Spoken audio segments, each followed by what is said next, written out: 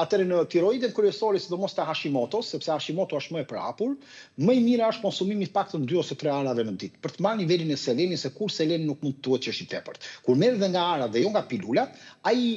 ka dhe elemente të tjerë, sepse ara braziliane ka afërsisht 16 dhe 22 elementë shtesë, të cilët veprojnë dhe balancojnë nivelet e tyre. Perimet që janë jeshilet kryesisht, por që kanë nivele të larta të beta-karotenit, si kungulli, karota, sepse është nga elementet kryesorë që ndihmojnë nivelin ose përmirësimin e tiroides, marrjet e ushqimeve me nivele të lartë probiotikëve, siç janë tushit apo kefiri, kosi, farat dhe arat, sidomos farat e kungullit, farat e lulediellit, farat e susamit, janë shumë të mira sepse bëjnë dhe aktivizimin e nivelit hormonal. Gluteni është armiku kryesor,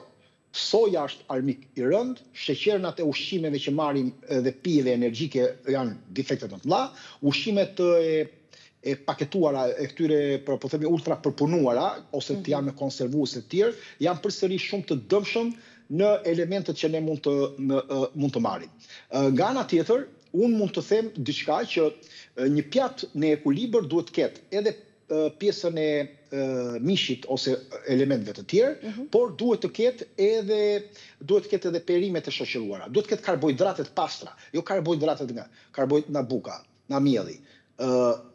Karbohidratet nga quinoa, nga patatja e kuqe kryesisht ose ëmbël, nga orizi integral,